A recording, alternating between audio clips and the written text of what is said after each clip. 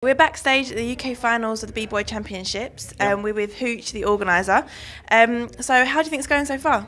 It's going good, yeah. I'm pleased the way that we were wondering whether the atmosphere or the energy in the battles. It's always, you never know, right? Okay, especially with all UK crews. Sometimes they hold back and they're a bit timid or whatever. But hey, if they don't bring it here, they're not going to get through to the World Finals.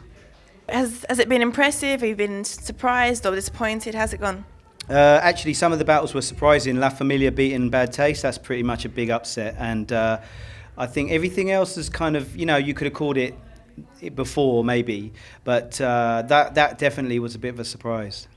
I spoke with one of the hosts and he's a b-boy himself and he actually was more impressed with the popping. Okay. So, I mean the popping was great. I mean, in terms of look how many people we had, 30 or something from all over. I mean, it's like normally it's like London or the main parts, maybe Manchester or whatever, and they had dancers from Huddersfield, from Wolverhampton and all sorts of. It shows that it's right across the, it's happening all across the country. How did you first get into breakdancing? How did I? Yeah. Well, I'm a DJ, so I always played the beats for the b-boys, and I suppose I got into it when I first got into hip-hop way back on the first leg.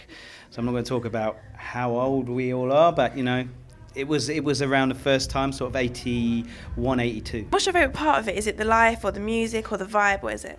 Well, the thing is that I'm privileged because I get to travel all around the world. We have qualifiers all around the world in different countries, 8 different countries. So for me, it's about meeting people that, we consider like family and friends, So where we're in Korea or Japan or America, it's like one big family. So that lifestyle part of it is great. And obviously to see the way people are pushing the boundaries of what they can do with the human body is pretty awesome. So how did you first set up the BBoy Championships? Like, what made you do that? Well, I had a club running at the Africa Centre in Covent Garden, and basically when we had people like Africa Bambaataa or Africa Islam or Melly Mel came down, we always used to get a lot of breakers coming down. So we were like, okay, cool. This seems like, it fits with what we're doing because we're playing hard funk and hip hop, Maybe we should do an event around them, maybe just a night. I think originally it was just going to be a different club night, but it kind of grew into something big and everybody wanted us to do something really legit for the b-boys who kind of felt they'd been forgotten in the early to mid 90s. So then we decided, okay, we're going to have to do it properly, do it as a b-boy championships, get Crazy Legs to host.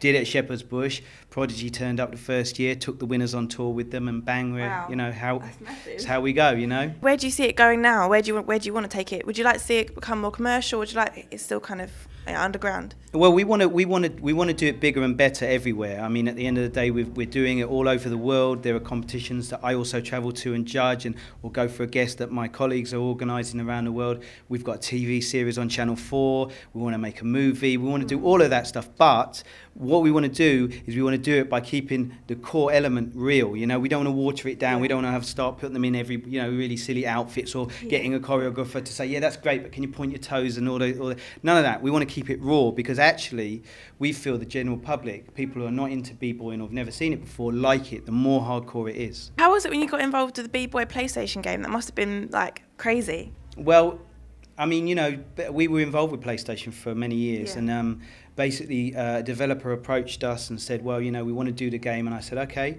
if you want to do the game and you want us involved, this is how we have to do it. We have to do it with the real b-boys as the stars of the game, and we have to use the real locations and the real music. And they were cool with that. So we just basically developed it over 2 years, brought in all the b-boys from around the world, and the top level was the UK champs, the world finals. So who inspires you to do all of this? I mean, is there any dances in particular that you've always looked at and thought, yeah, that's where I've got my inspiration from? Well, I was inspired to do the championships before I knew who dancers were.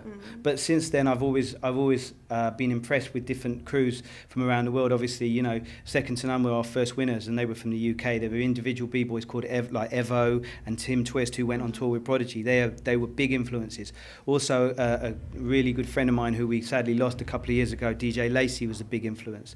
So those people were an influence, and then the crews that were travelling from abroad, like Spartanic Rockers from Japan, Style Elements from the USA, and anyone who's come and put it down, people countries you wouldn't think b-boy, like Suicidal Lifestyle from Hungary, Top 9 now from Japan, from Russia, Soul, Project Soul from Korea. All these people inspire me. Who's really blown you away today? Has there been any kind of particular popper or b-boy or crew that's really made you think, wow, this is why I do it? I mean, it's too early to say. I mean, obviously you're going to see this afterwards, but I was impressed with La Familia. Yeah. And obviously, also little Karim from Trinity. So cute. Oh And my God, I want to take him home. yeah, and you know what? He's getting really good now. Yeah, you know, he is. I mean, I think there's more to come in the semis from him. Yeah. Cool. Okay, well, thank you very much. Thank Okay, you. No problem.